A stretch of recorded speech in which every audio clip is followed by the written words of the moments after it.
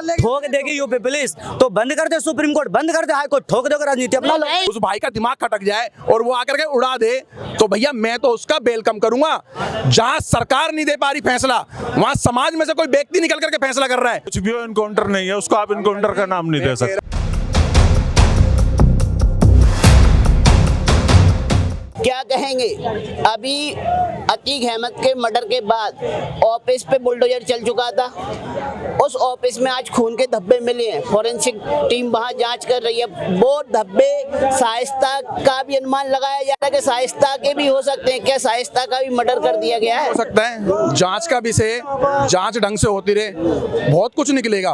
अतीक को क्या लगता है? अतीक ने 100 से ज्यादा मर्डर करवाए, 100 से ज्यादा मर्डर करवाए, मदरसों से मदरसों से और हॉस्टलों से लड़की लाला के रेप करवाए। 2 तो उसके लड़के ने रेप करे, जिस रेप में उसको सजा हुई 76 की धारा लगी, ठीक है। उसके बाद वो 6 महीने के बाद बरी भी हो गया। कैसे बरी हो गया भाई? ये गुंडागर्दी, गैंगस्टरी तो है। ये गवाहों को डराना, गवाहों को धमकाना, इसकी पूरी जांच होगी।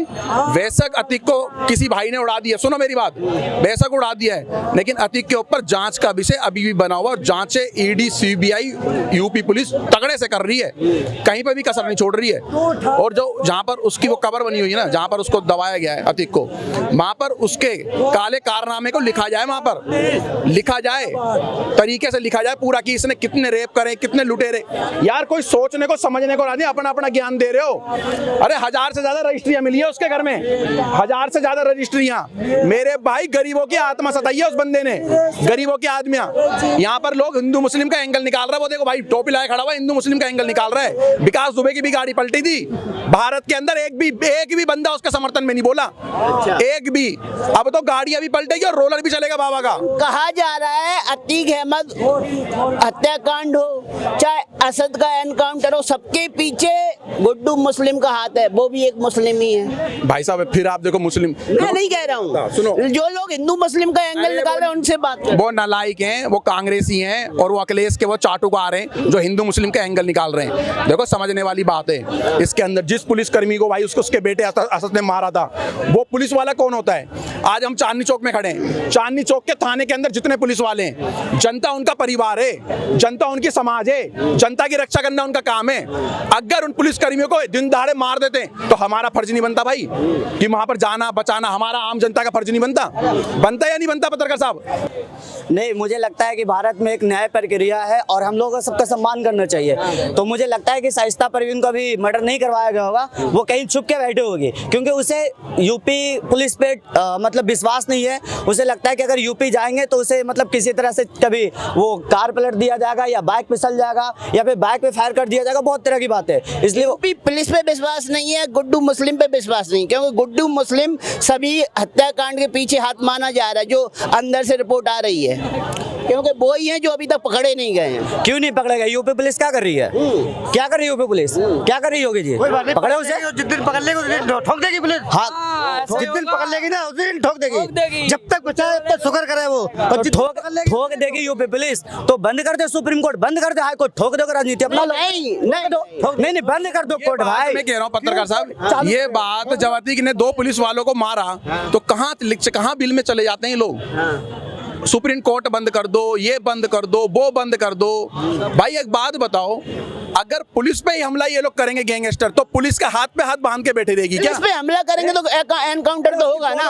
असद नहीं छोटी छोटी, उस बंदे की 2 बच्चियां हैं छोटी छोटी, कौन देखेगा? सरकार देखेगी। असद के भी 2-3 वीडियो वायरल। इंडिया में अभी तक कानून किसी को दिवाया ही नहीं है, वो कभी पुलिस दिया ही नहीं वो जो कि मिल सकता है सजा उसको। अब क्या अभी तक यही करना चाहिए गैंगस्टर को कि मार दे सामने गोली, को सामने गोली मार देना चाहिए, किसी को मार दे। रेपिस्ट और गैंगस्टर का यही होना चाहिए, एनकाउंटर, सीधा एनकाउंटर। भाई से मेरा सवाल है, नहीं भाई से मेरा सवाल है, जो उसका लड़का है ना असद, उसने 2 बलात्कार करे लड़कियों के, 2 लड़कियों के बलात्कार करे। बलात्कार का मैं समझते हो भाई, मेरी बहन, आपकी बेटी, आपकी बच्ची, आज जो छोटी छोटी हो बड़ी होगी, कल को आपकी भी बेटी होगी, आपकी बच्ची बड़ी होगी। अगर कोई उसका बलात्कार कर दे तो आप कोर्ट जाओगे, थाने जाओगे, कहाँ जाओगे, उसका फैसला करोगे? भाई बताओ। नहीं, हम बता दो आप भाई।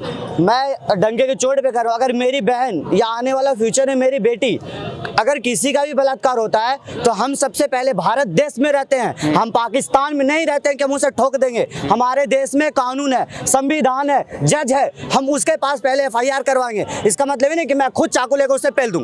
तो फिर क्यों भारत में रह रहे हैं, चले जाए पाकिस्तान में। तो भाई वो हैदराबाद में क्या हुआ था, एक मुस्लिम लड़के से एक हिंदू लड़के ने शादी कर ली थी, कूं जाकर के भाई 6 लड़कों ने जाकर के चाकू मार दिए थे। चाकू मार दे तो उसके सुंदर लिए नगरी में क्या हुआ था, सुंदर नगरी में 62 चाकू मारे, क्या सुंदर नगरी में 62 चाकू मारे भाई मुसलमान लड़कों ने। किस बात पे मारा, केवल हिंदू बहन बेटी के चक्कर में मार दिया ना है। वो जो लड़की के 35 टुकड़े कर दिए भाई, क्यों कर दिए? वो सारिका बहन को सोते हुए जला दिया, शादी और मिलने से मना कर दिया उसने कि मैं तेरे संग रिलेशन नहीं बनाऊंगी। मुसलमान ही तो थे भाई, आप उसके बारे में भी जवाब दो ना भाई। तो आप इस भाई बताओ, आप बताओ क्या करा जाए। एक मिनट, गुजरात में बिल्किस बानो को आरोपियों को छोड़ देगा, उसके बारे में क्यों नहीं बोलना चाहते? क्यों नहीं छोड़ना चाहते भाई? छोड़ा किसने?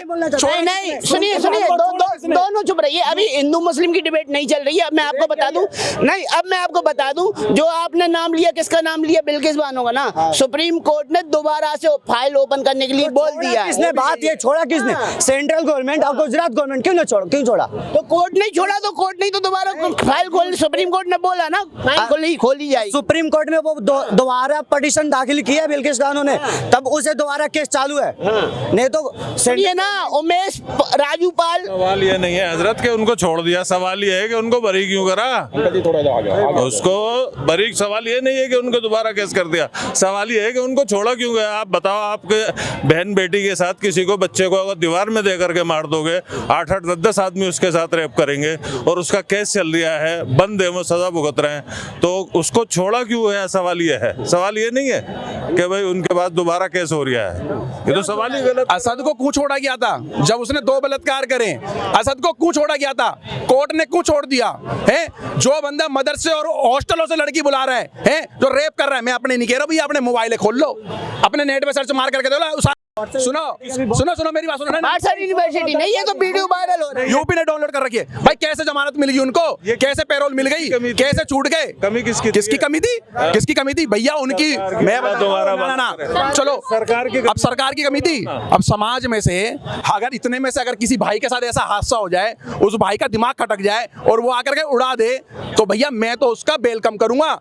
जहां सरकार नहीं दे पा रही फैसला, वहां समाज में से कोई व्यक्ति निकल करके फैसला कर रहा है, तो भाई उसके लिए मैं राइट कहूंगा भाई। तो फिर तो बात ही खत्म हो गई, बात ही खत्म हो गई। फिर तो आदमी ये सारे कानून हटा दो, अदालतें बंद कर दो, कोई किसी के साथ कर रहा है।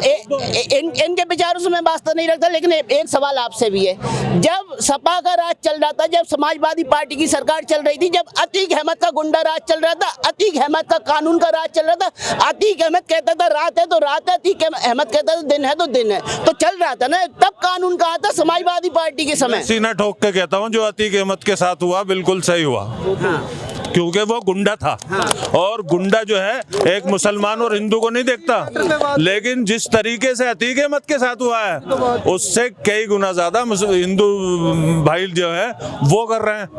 उनको ठोकोगे आप? किसको, किसने कर दिया? बिल्कुल 50 है, गलती करेगा 50 है, बिल्कुल ठोक। 61 लोगों की लिस्ट फिर से तैयार कर ली, उसमें हिंदू ही हैं, बिल्कुल ठोका जाएगा। हिंदू ही है। अभी देखो अभी होता है। विकास दुबे भी हिंदू ही थे, बिजनौर में एक और गैंगस्टर मारा गया क्योंकि वो योगी के करीबी थे। अगर विकास दुबे से पूछताछ होता वो योगी का राज खोलता, सिंपल सी बात है। ठीक है, मैं भी योगी के करीबी थे, बोलना चाहता हूं। अभी अतीक क्या कह रहे थे कि अतीक कुछ बताने जा रहा था। राजनेताओं के अलावा अतीक अहमद को कोई सपोर्ट नहीं करिए, चाहे ये भाई हो चाहे ये भाई हो। और जो कर रहा है वो देशद्रोही है, क्योंकि वो एक गुंडा था, उसको साथ जो भी हुआ। लेकिन बेहतर तरीका ये था कि हमारे देश के अंदर कानून है, अदालत है, पुलिस की मौजूदगी में जो ऐसा हुआ है वो गलत हुआ है। लेकिन अंकल जी एक सवाल आपसे भी लूंगा, पुलिस की सिक्योरिटी तो उमेश पाल को भी मिल रखी थी, जहां बम फेंके गए, गोलियां चलाई गई, तो तब उमेश पाल के लिए भी तो वही दर्द सामने आना था जो आज अतीक अहमद के लिए। बात को नहीं समझे? इसका मतलब मैंने कहा है कि जो उन्होंने किया उसके साथ वो बिल्कुल सही था। अतीक अहमद को फांसी होनी चाहिए थी मेरे हिसाब से, क्योंकि वो गुंडा था। लेकिन उमेश पाल के साथ जो हुआ उसके साथ भी ये इंसाफ होना चाहिए था। ये कहिए कि जितनी कमजोर पुलिस उमेश पाल की हत्या पे थी, उतनी ही कमजोर अतीक अहमद की हत्या पे थी, ये कहिए आप। जी, मैं यही कहना चाह रहा था, अब आपकी समझ में आ गई। हमारे देश का संविधान जो है वो इतना मजबूत है, अगर जो हम उस पर चले तो ये भाई जितनी भी बेटे में ना सब खुशहाल दाल होंगे और हर गरीब की थाली के अंदर जो आज ही रोटी होगी। योगी जी का भाषण आया है और योगी जी कह रहे हैं कि भाई जो गैंगस्टर है, जो माफिया इस प्रदेश में अब अतीत बन के ही रहेंगे, उनको दोबारा उभरने नहीं दिया जाएगा, उनको दोबारा पनपने नहीं दिएगा। आम जनता की सरकार है, आम जनता खुशहाली में रहेगी हमारे शासन में। वो कह रहे हैं ठीक है, प्रेशर है उनके ऊपर भी, प्रेशर से कुछ नहीं होता, प्रेशर है जवाब मेरा दे। आपसे एक सवाल है भाई, जो अतीक अहमद ने जो काले कर्म कांड करें, क्या जहाँ पर उसकी कवर है उस कवर पे लिखने नहीं चाहिए एक नेम प्लेट बना करके इसने इतने रेप करें, 1000 से ज़्यादा रजिस्ट्रियाँ मिली हैं, कितने मर्डर करें, जो एक के बाद अभी भी एक मर्डर और निकला है। एक अतीक ने एक मर्डर कर रखा था, जो बात छुपी हुई थी, लोग आकर के बोले हमारी हिम्मत नहीं हुई, लेकिन उसने वहाँ पर 2.5 लाख रुपए दिया था। ये बंदों ने मीडिया में जवाब दिया और कल का स्टेटमेंट है, 2.5 लाख रुपए दे दिए, तुम कुछ नहीं बोलोगे।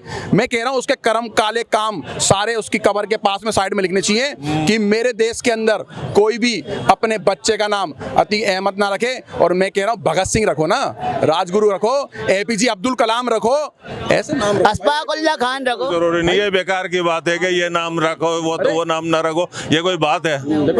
अतीक अहमद की आपको मीनिंग पता है? अतीक अहमद ने 2 DCP और 2 SHO को और इतने सारे पुलिसकर्मियों को थाने में छुपा के रखा था, और वो पुलिसकर्मी जो संविधान को मानते हैं वो हाथ जोड़ते रहेंगे और गिड़गिड़ाते रहेंगे। अतीक मैंने बोला अपनी मर्जी से जाने दूंगा तुम्हें मैं।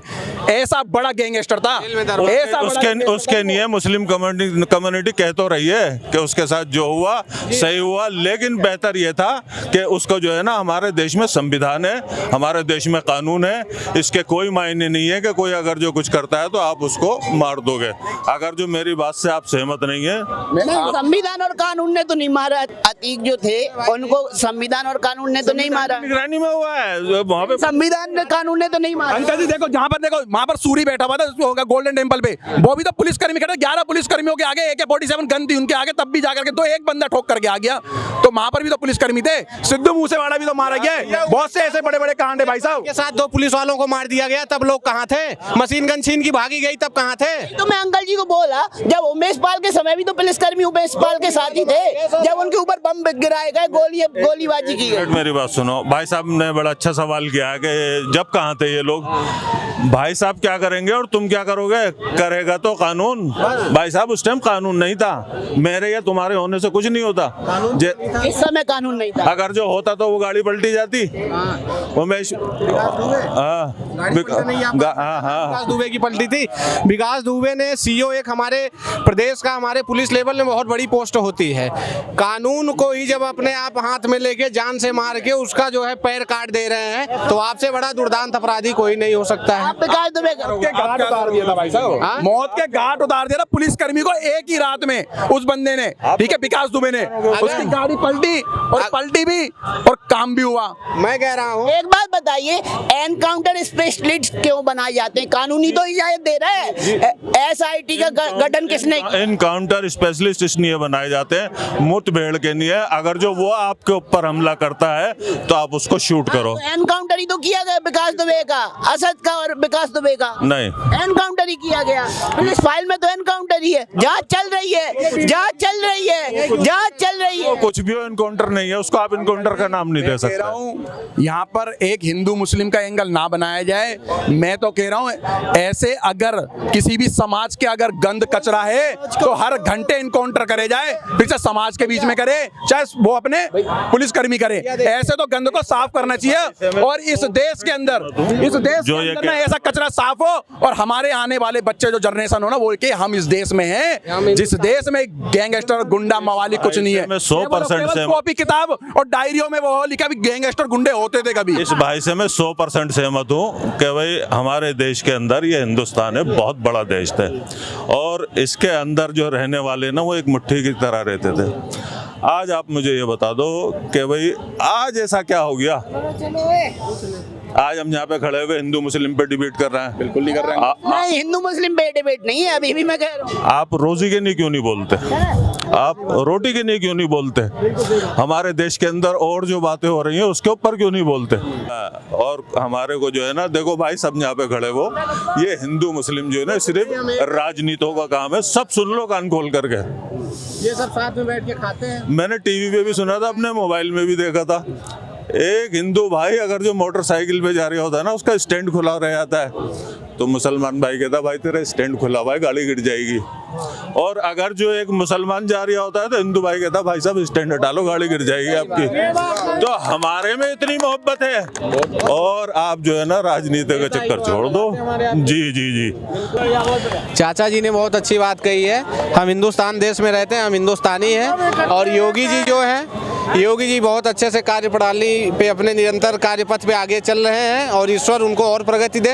आने वाले समय में वो और दीर्घवान हो, आयुवान हो, और ऐसे ही कार्य करते अंकल जी रहें। ने कितनी अच्छी बात बोली, एक ही बात बोली कि ऐसे लोगों का साफ होना चाहिए, सफाया होना चाहिए।